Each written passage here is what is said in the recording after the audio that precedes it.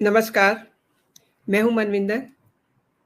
MBN network पे सभी राष्ट्रवादियों का बहुत-बहुत स्वागत है। मेरे साथ जुड़ चुकी हैं नंदिता मिश्रा जी। नंदिता जी, बहुत स्वागत है आपका। नमस्कार। नमस्कार मनविंदर जी, आपको और आपके सभी दर्शकों को जय श्री राम, वंदे मातरम और बहुत-बहुत प्रणाम। नंदिता जी, अक्सर हम देखते हैं प्रधानमंत्री नरेंद्र मोदी जो चीज़ ऑनेस्टली ठान लेते हैं, लाइक महाराष्ट्र जीता, उसके बाद साथ में हरियाणा जीता, अब दिल्ली भी उन्होंने जीत ली है। यानी कि जो उन्होंने मतलब जब वो ठान लेते हैं तो उसे वो कर लेते हैं। अब अगर हम पीछे मुड़ के देखें तो जो टफेस्ट बिल थे सब पास हुए, चाहे वो ट्रिपल तलाक हो, चाहे वो फिर 370 हो, आपके सामने है। अब अगर वक्फ बिल की ही बात करें तो उसमें भी बल्ले बल्ले ही है। आपसे मैं ये समझना चाहूंगी कि बुधवार को जो सदन में आपने कई सारे आयाम देखे, कई सारे लोगों को बोलते हुए सुना, क्या महसूस करती हैं आप? मनविंदर जी, सदन में इतनी जबरदस्त चर्चा हुई है और किरण रिजिजू ने जो बोला है, it was one of the finest speeches जिसको हम बोलते हैं।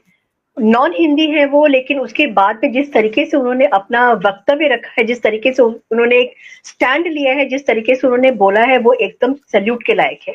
लेकिन वहीं पे हमने कुछ ऐसे ऐसे कॉमिक मोमेंट्स भी वहां पे देखे थे, जैसे कि अखिलेश यादव का जो कॉमिक मोमेंट था, मुझे वो देख के लगता है कि he is not for the centre वाली जो राजनीति होती है उसके लिए। वो एक लोकल राजनीति कह लीजिए, स्टेट राजनीति के लिए वो बंदा बिल्कुल सही फिट बैठता है। बताइए, आप ये सोचिए कि वहां पे जो बातें हो रही थी वो हो रही थी वक्फ, इतना इंपॉर्टेंट बिल चर्चा हो रही है और वो बंदा ये कह रहा था कि इतनी बड़ी पार्टी है, ये पार्टी क्या कर पाएगी, अभी तक अपना राष्ट्रीय अध्यक्ष नहीं चुन पाई है। जिसके ऊपर कि अमित शाह जी ने बोला था कि राष्ट्रीय अध्यक्ष की बात तो तब होगी भी आपके परिवार में कुछ परिवार ऐसे हैं कि गिन के 5 लोग हैं, घुमा फिरा के गोल गोल करके सब किसी को भी आप अध्यक्ष बना दीजिए। हमारी पार्टी तो इतनी बड़ी पार्टी है, 12 करोड़ से ऊपर की हमारी पार्टी है, उसमें से हमको हीरा चुन के लेके आना है, उसका हम बनाते हैं राष्ट्रीय अध्यक्ष या कहीं का सीएम है या कुछ है। तो आप जो है ना वीडियो दिखा दीजिए, वो बहुत मजेदार वीडियो, मतलब क्लासिक वीडियो है वो तो। जी, श्योर श्योर श्योर, मैं वीडियो दिखाती हूँ आपको।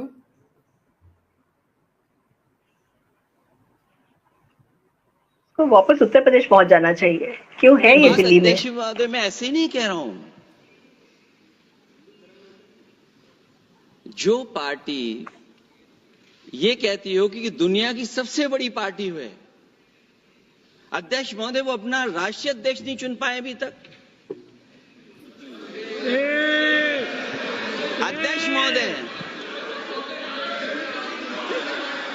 अध्यक्ष महोदय भारतीय जनता पार्टी क्या है?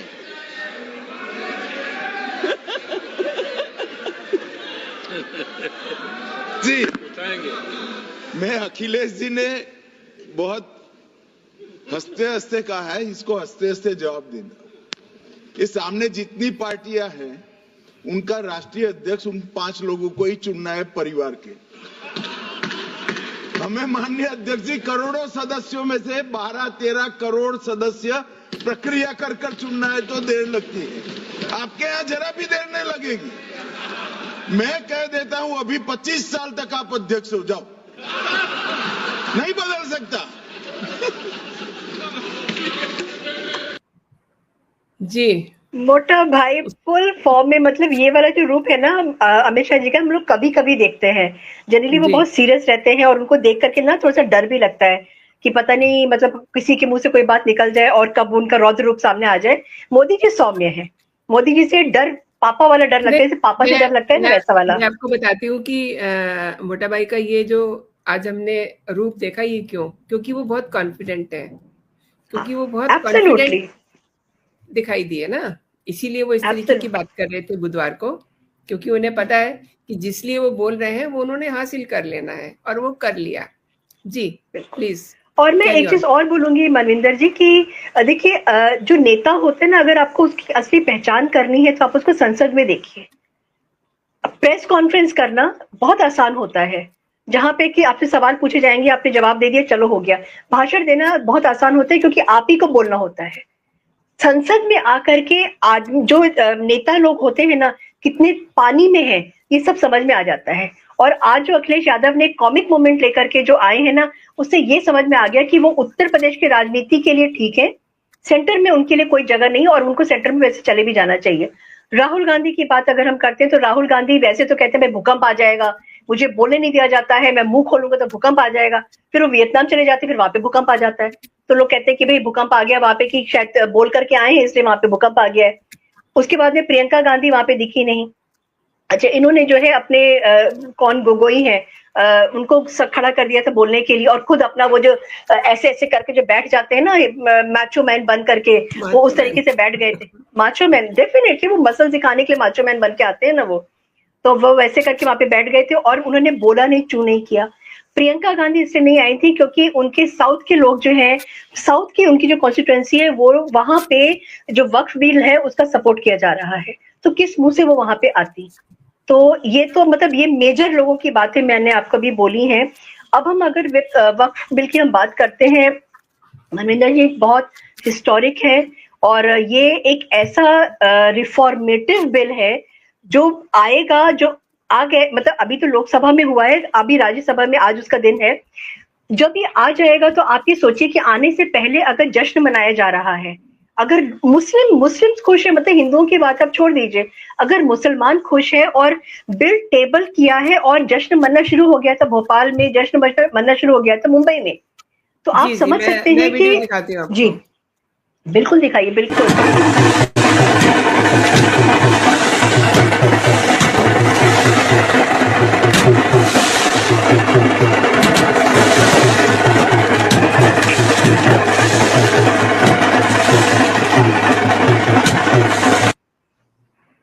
ये जो देखिए इन्होंने पोस्टर पकड़े हुए हैं, ये मोदी जी के पोस्टर है ना, तो ये एक बहुत अच्छा साउंड कर रहा है। एंड अब जरा मोटा भाई को भी देख लेते हैं किस तरह दहाड़े हैं वो, उनको भी सुन लेते हैं, उसके बाद आप आगे बढ़िएगा। बिल्कुल। और वक्फ बोर्ड और वक्फ परिषद, इसका कोई ऑर्डर हम ऐसा नहीं लिख रहे हैं कि कोर्ट में नहीं जा सकते। आपने तो कर दिया था कि एक ऑर्डर को कोई कोर्ट में चैलेंज ही नहीं कर सकता, पूरा संविधान वहां समाप्त कर दिया मान्यवर। और मान्यवर, हम तो इसको कहते हैं कि कोई भी चैलेंज कर सकता है कायदे की अदालत में। इस देश में संविधान का राज है, ग्रीवेंसेस जिसका भी हो कोर्ट में जा सकता है। 2013 में जिसकी भूमि हड़पी, इसके ग्रीवेंसेस को भी कोर्ट के फोरम से बाहर करने का पाप एक कांग्रेस पार्टी ने किया।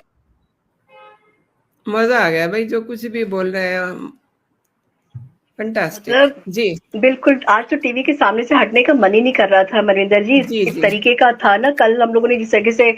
और अच्छा चलिए हम लोग अब मेन टॉपिक पे आते हैं। मैं वक्फ के बारे में बात करने के थोड़ा सा बताना चाहूंगी मनविंदर जी, कि वक्फ के पास में इतनी सारी प्रॉपर्टी, करीब मतलब मोटा मोटा अगर हम बात करें तो 10 लाख एकड़ के करीब में उसके पास में प्रॉपर्टी है। और अगर हम ये कहते हैं कि प्रॉपर्टी इतनी आई कहाँ से है, तो ये प्रॉपर्टी जो आई है ना, उनके पास में आई है जो उनको इतनी सारी पावर दे दी थी कांग्रेस ने। वक्फ की प्रॉपर्टी जो है, अगर हम उसके 10 लाख एकड़ के करीब है, उसकी हम बात करते हैं, तो आप सोचिए मालदीव्स जो कि एक इस्लामिक कंट्री है, उसका क्षेत्रफल जो है वो 75,000 एकड़ है। मैं कुछ कंट्रीज के नाम आपको बताऊंगी। सिंगापुर 1,80,000 एकड़, बहरीन 1,90,000 एकड़। आप सोचिए 5 बहरीन बन सकते हैं अगर ये प्रॉपर्टी, मतलब 10 लाख एकड़ की प्रॉपर्टी में अगर हम बहरीन को लेकर के आए तो 5 बहरीन बन सकते हैं। हांगकांग 2,75,000 एकड़। तो आप ये सोचिए कि मतलब एक छोटी सी कंट्री, इतना इन लोगों ने जमीन को हड़प करके रखा है कि अच्छी खासी कंट्री बन सकती है। 5 बहरीन अगर बन सकते हैं और उस तरीके से एक अलग अलग कंट्री चाहे तो बना सकते हैं, इतना उनके पास में 10 लाख। मॉरिशस के में 5 लाख एकड़ उसका क्षेत्रफल है। सोचिए एक नया वहां पे एक कंट्री बन सकती है। इतना जमीन इन लोगों ने हड़प करके हमारी रखी हुई है, और इतनी जमीन जो इनके हाथ में आई है, it is only because of the unlimited power जो इनको कांग्रेस ने दिया था। कांग्रेस ने क्या किया था, मैं उसके ऊपर भी अभी आपको बताऊंगी कि किस तरीके से नेहरू जी के टाइम से इस खेला खेला गया था, और जिसकी वजह से जो है हम लोगों के हाथ पैर बांध दिए गए, हम लोगों के हाथ पैर लिटरली काट दिए गए, हम कहीं पर अपील नहीं कर सकते थे। उत्तराखंड में जो जंगल है ना, इन्होंने कह दिया ये हमारी जमीन है, ठीक है। हिमाचल की जो पहाड़ियां हैं वो वक्फ की पहाड़ियां हैं, छत्तीसगढ़ का जो ट्राइबल एरिया है या झारखंड का जो ट्राइबल एरिया है वो वक्फ का है। मतलब इन्होंने बोला चुटकी बजाए, इन्होंने पूरा का पूरा वो एरिया इन लोगों का अपना हो जाता है। ये लोग इस तरीके से इन लोगों को दांत दे दिए गए थे, वो पैने दांत दे दिए गए थे, जिसकी वजह से उन्होंने जहां उनका मन आया उन्होंने दांत गड़ाए और वो पूरा का पूरा एरिया अपने कब्जे में इन लोगों ने मुंह में अपने ले लिया था। अभी जैसे अभी आपने जो वीडियो दिखाया था उसमें अमित शाह जी कह रहे हैं कि कॉन्स्टिट्यूशन की बात उन्होंने किया है। कॉन्स्टिट्यूशन में कहीं पर भी वक्फ नाम की कोई वर्ड है ही नहीं, क्योंकि कॉन्स्टिट्यूशन में बहुत क्लियर लिखा गया है कि कोई भी रिलीजन के आधार पर मंत्रालय नहीं बनेगा, कोई भी मिनिस्ट्री रिलीजन के आधार पर नहीं बनेगी, कोई भी योजना, जो भी योजना लाई जाएगी वो रिलीजन के आधार पर नहीं बनेगी, कोई भी ट्रिब्यूनल नहीं होगा। लेकिन मुस्लिम्स का ट्रिब्यूनल है और किसी का ट्रिब्यूनल नहीं है हमारे पास में, सिर्फ मुस्लिम्स का एक ही वक्फ ट्रिब्यूनल है उसमें करके। और इंडिया में मोटा मोटा का देखें तो 20+ के करीब में ट्रिब्यूनल्स हैं, और जिसमें कि एनजीटी ट्रिब्यूनल है, इनकम टैक्स ट्रिब्यूनल है, जीएसटी ट्रिब्यूनल है, वो सारा करके है। और एक बात मैं आपको और बताऊं, ये जो वक्फ जो है ना, ये बहुत अन इस्लामिक है, अन कुरानिक है। क्यों? क्योंकि कहीं पर भी जो है कुरान में मजार के नाम पे मजार, दरगाह या पक्के कब्रिस्तान का कहीं पे कोई जिक्र नहीं है, ठीक है। अरब में अगर आप चले जाइए, तो मुस्लिम कंट्रीज की मैं बात कर रही हूँ, अगर आप अरब में चले जाइए, कुवैत में चले जाइए, बहरीन है, मस्कट है, कहीं पर भी मजार नहीं मिलेगी, कहीं पर भी पक्के कब्रिस्तान आपको नहीं मिलेंगे। इवन जो मोहम्मद साहब हैं, जो फाउंडर हैं इस्लाम के, उनका भी कहीं पर कोई नामो निशान नहीं है जहाँ पे उनको कोई कब्र दी गई है। तो इंडिया में रह करके ये लोग सिर्फ बेवकूफ बना रहे हैं और जमीन हड़पने का इन लोगों ने एक तरीका बना रखा है। कहीं पर भी एक छोटी सी मजार बना दो, हरी रंग की चादर डाल दो और वो जमीन जो वक्फ की हो जाती है, उसके ऊपर ये लोग कब्जा कर लेते हैं। कब्रिस्तान जो है, जैसे अभी मैंने बताया कि पक्के कब्रिस्तानों का कहीं पे कोई कुरान में या नहीं है, और इस्लाम इस चीज को नहीं मानता है। तो जो ओरिजिनली इस्लामिक कंट्रीज हैं वो जब ये नहीं करती हैं तो इनको ये इतनी पावर कहाँ से आई है? ये पावर इनके पास में आई है हमारे यहाँ जो पॉलिटिकल पार्टी है उनकी वजह से, कांग्रेस की वजह से उनको ये पावर मिली है। अच्छा, मैं अब ये बताऊंगी आपको कि जो वक्फ है उसमें कितने बदलाव किए गए हैं। देखिए, जनरली क्या होता है ना कि कभी कभी कोई भी अगर कानून बदला जाता है तो उसमें उसका कोई एक जो है कुछ बदलाव कर दिए जाते हैं कि मतलब एक पार्ट बदल दिया, 5 बदल दिए, 6 बदल दिए। ये एक ऐसा कानून है जिसका कि पूरा का पूरा बदलाव किया गया है। 44 बदलाव इसमें किए गए हैं, 44 चेंजेस इसमें लेकर के आए हैं। और जिस मुख्य बदलाव जो है मोटे मोटे मैं आपको बस वो बताऊंगी कि 44 बताने का मतलब ये है कि हमारा वीडियो ये कम से कम 2 घंटे का हो जाएगा। तो मैंने एक नटशेल में मैं आपको बताऊंगी कि कुछ मोटा मोटा इसमें क्या जो आया है, जो जिसकी वजह से मुसलमान खुश है, जिसकी वजह से मुसलमान सेलिब्रेट कर रहा है, और हिंदू जो है उसको लग रहा है कि हम सांस ले पाएंगे, अब हमको ऑक्सीजन की सप्लाई हमारी वापस शुरू हो जाएगी। तो पहला बदलाव जो सबसे बड़ा आया है वो है समानता का कानून। समानता कानून का 1 या 2 धाराएं, जैसे कोई भी जैसे कोई भी धाराएं किसी भी उसमें बदली जाती हैं, 2 बदली गई, 4 बदली गई, जैसे मैंने अभी आपको बताया, इसमें पूरा का पूरा कानून बदला गया है। पहला जो इसमें चेंज आया है, जो अहमदिया है, अहमदिया को ये लोग कुछ नहीं समझते। इवन पाकिस्तान में तो अहमदियाज को सीधे मर्डर कर दिया जाता है, ठीक है। यहाँ पे इस कानून में अहमदियाज को भी इंक्लूड किया गया है, उनको मान्यता मिली है। मतलब अहमदियाज हैं, नहीं तो उनको कोई माना नहीं चाहता था, उनके बारे में कोई जानता ही नहीं, कोई सोचना नहीं चाहता था। सेकंड, अगर ये कोई कह रहा है कि ये प्रॉपर्टी वक्फ की है, जैसे मन आता है ना कि कह देंगे भाई ये प्रॉपर्टी वक्फ की है, उस प्रॉपर्टी में उसको ये बताना पड़ेगा ये किसने दिया, कब दिया, इसका मालिकाना हक पहले किसका था, ये आपको बताना पड़ेगा। किसके सामने दिया, वो गवाह कौन है जिसके सामने आपको दिया गया है, वो स्टैंप पेपर कहाँ है जो आपको, जब ये जमीन आपको दी गई थी वो स्टैंप पेपर कहाँ है, वो सब पेपर्स आपको दिखाने होंगे। और अब मुंह जुबानी कोई चीज नहीं चलेगी। जैसे बोल देते ना कि हम आ रहे हैं और ये जमीन हमारी, एक मुंह जुबानी अब कुछ भी नहीं चलेगा, तो आपको सब कुछ बताना पड़ेगा। पहले क्या था ना, किसी भी गांव पर जाकर के, जंगल में जाकर के, तमिलनाडु के गांव आपको याद है, पूरा का पूरा गांव इन्होंने बोल दिया वक्फ का है, ये किसी को नहीं पता था। और पता कब चला, जब एक आदमी तहसील में चला गया था अपनी जमीन को बेचने के लिए, वहां उसको ये पता लगा कि ये तो पूरा गांव वक्फ ने लेके रखा है। तब जाके बवाल शुरू हो गया था कि भाई ये जो वक्फ ने ऐसे कैसे कर दिया, हमें इस बारे में नहीं पता है। ये क्यों नहीं पता है मैं ये भी अभी बताऊंगी आगे चल के आपको।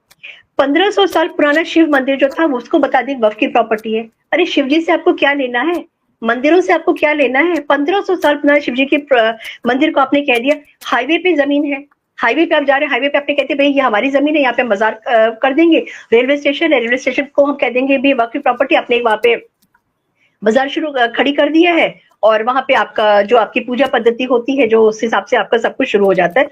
कैलकाटा में आपको याद है ईडन गार्डन, ईडन गार्डन को बोल दिया कि वक्फ की प्रॉपर्टी है। इंदिरा गांधी इंटरनेशनल एयरपोर्ट हैदराबाद, जो छोटा वाला जो वैसी है ना जो 15 मिनट मांगता है, तो उसने कह दिया कि ये जो जमीन है Indira Gandhi IGI international airport है वो उसका है।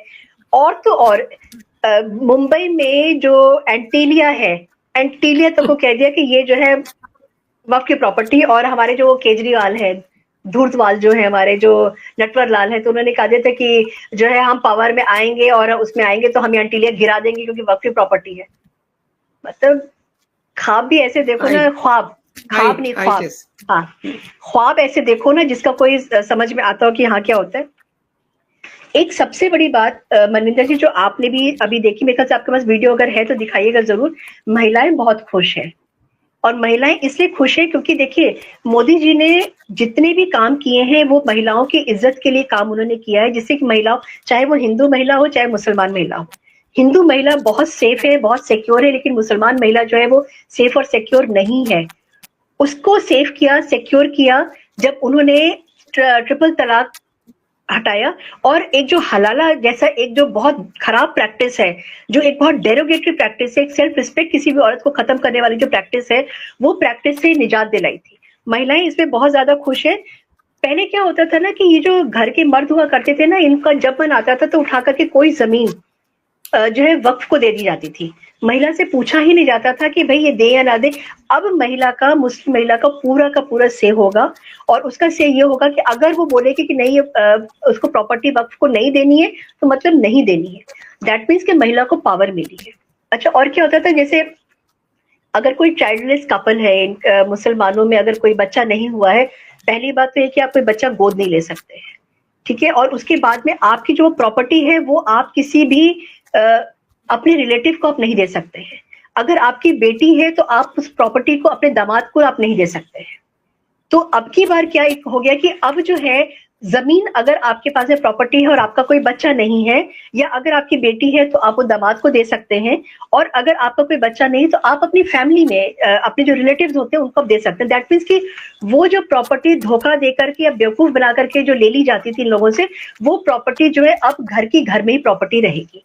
तो आप ही सोचिए ना, अगर आपके बैंक में पैसा है, आपके पास में घर है रहने के लिए, आपके पास में एक एक्स्ट्रा प्रॉपर्टी है, तो एक सिक्योरिटी आपको रहती है कि हाँ कल को कोई अगर भगवान ना करे कि कोई अगर गलत टाइम आता है, बुरा टाइम आता है, तो आपको पता है कि आप सेफ हैं और आप बच सकते हैं, आपको बहुत सारी हेल्प मिल सकती है क्योंकि आपके पास भी खुद अपनी एक पर्सनल सिक्योरिटी बहुत जबरदस्त है। तो ये चीज जो ना औरतों को एक बहुत सपोर्ट इसमें मिला है, और औरतें बहुत ज्यादा खुश हैं इस चीज को लेकर के।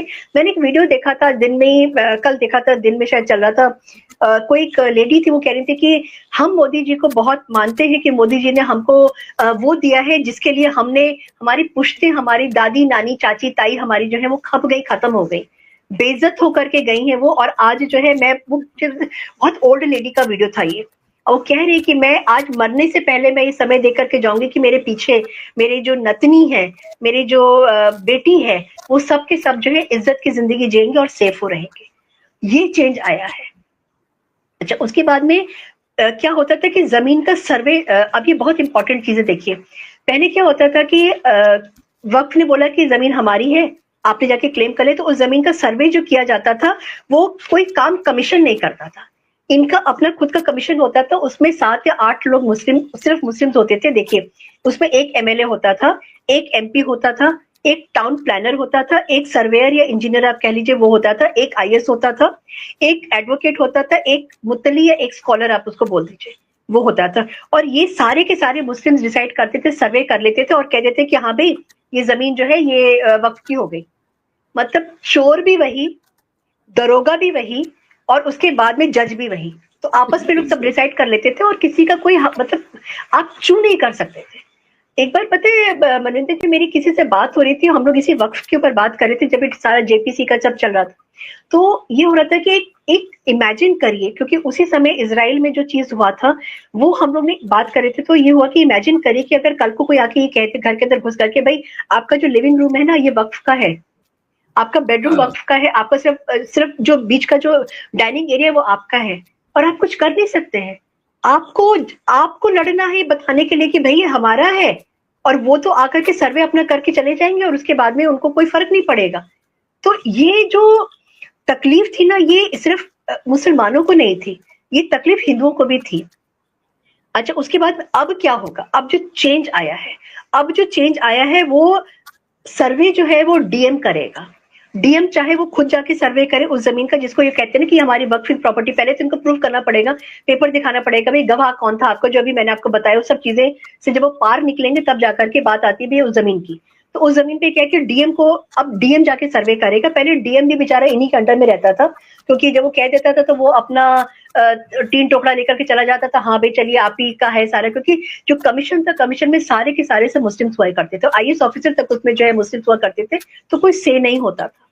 अब जो है जो जाएगा वो डीएम सर्वे करने के लिए जाएगा, चाहे वो डीएम खुद जाए या किसी तहसीलदार को भेजे या एसडीएम को भेजे या कानून को भेजे, किसी को भी भेजे, लेकिन अब उसका सर्वे जो आईएएस ये डीएम करेगा और उसको रजिस्टर करना पड़ेगा।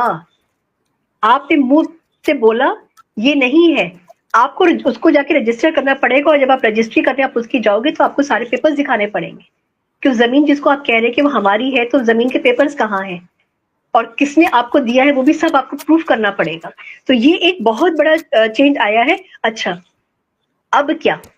ये तो एक चेंज ये था कि डीएम जाएगा सर्वे करने के लिए। अब उस कमीशन में 2 महिलाओं को और एक जो है राज्यसभा का और एक लोकसभा का सांसद होगा, और वो हिंदू होगा।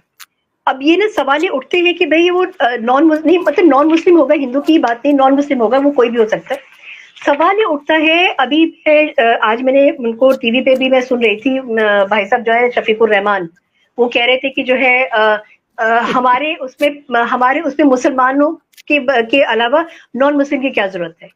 मैं बताती हूँ क्यों जरूरत है, क्योंकि जब आप जमीन लेने जाते हैं ना, तो आप सिर्फ मुसलमान की जमीन नहीं लेते हैं, आप हिंदू की भी जमीन के ऊपर कब्जा कर लेते हैं। जैसे कि आपने तमिलनाडु का पूरा एक गांव, शिव जी का मंदिर आपने ले लिया था, तो उसमें हिंदू क्यों नहीं होगा?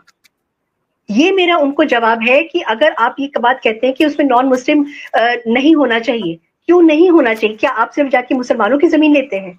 आप तो हिंदुओं की भी जमीन आप लेते हैं ना, जंगल है, पहाड़, सब कुछ आप ले लेते हैं, तो उसमें हिंदू क्यों नहीं होगा या उसमें नॉन मुस्लिम क्यों नहीं होगा? और ये पहली बार हो रहा है मनविंदर जी, इसमें सिर्फ मुस्लिम ही नहीं है, इसमें हिंदू भी इनको जोड़ा गया है। This is for the first time it is happening, जो इनका पूरा कमीशन बन रहा है। अब पावर ऑफ कंट्रोल जो है ना, वो बढ़ गया है, ठीक है। अब वो सिर्फ एक वफ के पास ही नहीं रहेगा, अब वो बढ़ गया। और सबसे बड़ा दूसरा चीज क्या है ना, कि ये केस ना ये सालों साल पुश तो नहीं चलेगा, टाइम बाउंड डिसीजन लिया जाएगा, और टाइम लिमिट पे रहते हुए डिसीजन लिया जाएगा कि भाई जो उसकी जमीन को आप कह रहे हो कि हमारी है, तो उस जमीन को आप बताइए और आप उसको प्रूफ करिए, तो टाइम फ्रेम में ही आपको डिसीजन उसका देना पड़ेगा। आप पुश्ते उसमें अपनी बढ़ा नहीं सकते किस तरीके से करके। ये एक बहुत ही रिफॉर्मेटिव, मैंने अभी जैसे बोला था कि बहुत ही रिफॉर्मेटिव कानून है, और इसको जो पावर दी गई थी ना, ये जो दी गई थी, मैंने आपको बोला था कांग्रेस का मैं बताऊंगी, जैसे प्लेसेस ऑफ, अच्छा एक सवाल ये उठता है कि जैसे कोई ये पूछ सकता है कि जो केसेस ऑलरेडी डिस्प्यूटेड चल रहे हैं उन केसेस का क्या होगा। तो योगी जी ने जैसे किया कि 1947 ऑनवर्ड्स जितना भी है वो जो है वो मान्य नहीं होगा, वो मान्य होगा, उससे पहले का जो है मान्य नहीं होगा।